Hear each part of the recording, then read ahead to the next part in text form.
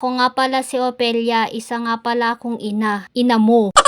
Ito na nga pala yung part 2 mga kaina mo. Pupuntahan na nga pala namin yung isa naming ate na nandito sa Hilton. Nauna nga pala yung flight niya, kaya naman dito na nga lang pala siya nag-stay. At susunduin na nga rin pala namin siya. Siya na lang kasi yung kulang sa amin dahil nandito na kami lahat. Papasok na nga pala kami sa loob at ang ganda nga pala netong Hilton. Bago ka nga pala makapasok sa loob ay iiwan mo yung mga gamit mo sa may tray at papasok na lang siya kusa doon para ma-check kung may dala kang weapon dahil bawal yun sa loob. Katulad lang siya sa airport na may pagganito. Nung nakapasok na nga kami ay sobrang namangha kami dahil napakaganda nga yung mga pailaw nila. Dumiretso na nga kami dun sa may pa-Christmas tree nila dahil nasa taas pa daw si ate. Susunduin na kasi namin siya para naman ay makauwi na kami, pero bago yon ay kakain muna siya sa may buffet. Libre daw kasi ang breakfast at buffet pa nga yung kakainin. Sayang naman kung hindi na siya kakain dahil kami ay kumain na kami sa may McDo. Pag dito kasi kami kumain ay mahal yung per person nila. Kaya naman bago kami pumunta dito ay kumain na lang kami sa labas. 2 days nga pala siya dito dahil susunduin na lang namin sila ng sabay-sabay, kaya naman ay dito muna siya nag-stay. Habang inintay nga namin siya ay nagpipicture-picture na kami dito sa Christmas tree.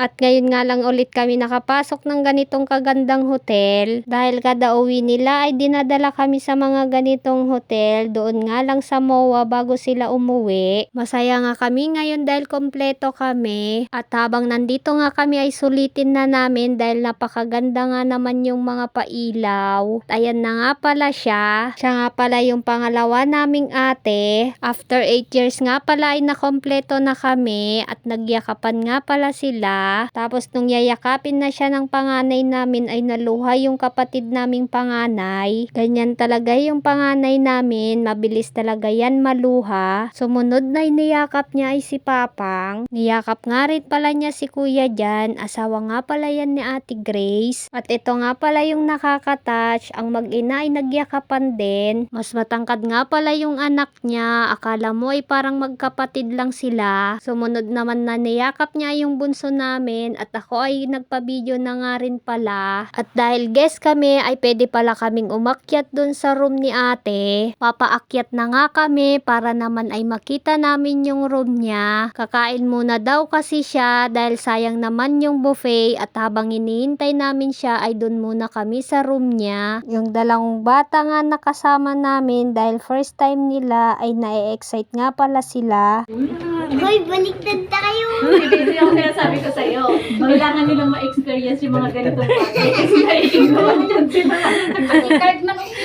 Ngayon nga lang pala sasakay si Junakis ng elevator, kaya naman ay natutuwa siya at sabi nga niya dyan ay baliktad daw kami. Meron kasing salamin sa taas at doon siya natutuwa. Buti na lang ay nagkasya kami dito sa elevator dahil sobrang dami nga pala namin. Dahil hindi naman pwedeng umakyat tong elevator kung wala yung card. Dahil kung may maiiwan doon sa baba ay bababa ulit yung may hawak ng card. Paglabas nga namin ay nandito na kami sa may hallway at papunta na nga pala kami dun sa room ni ate at nandito na kami sa room ni ate at napakaganda nga sa loob.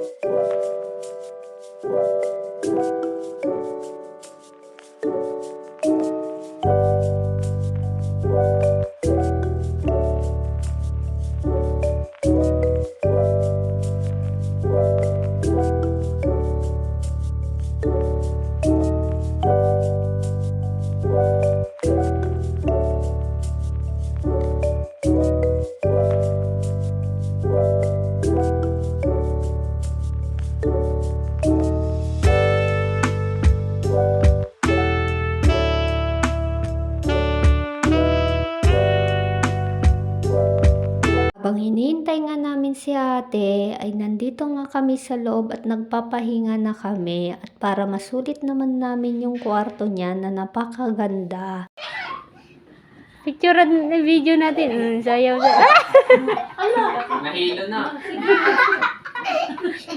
Tama na. Calm down na. Too much sugar kayong dalawa.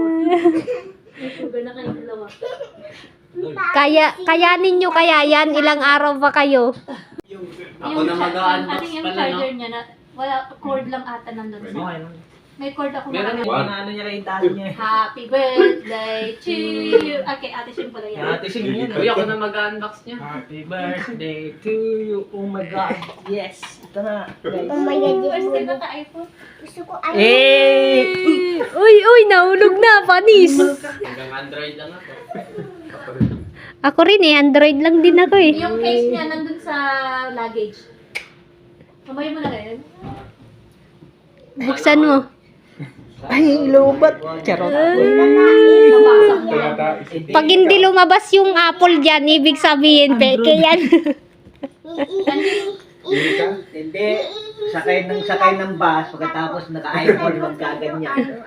Natapos na nga pala si ate kumain, kaya magche-check out na nga rin pala siya dito sa hotel at wala kaming masabi sa sobrang ganda ng hotel na nag-check-inan niya. At nandito na nga kami sa may lobby at para makauwi na nga rin pala kami. Bago nga pala kami umuwi ay pumunta nga muna pala kami dito sa SNR at dito na nagtatapos. Thank you for watching. Bye!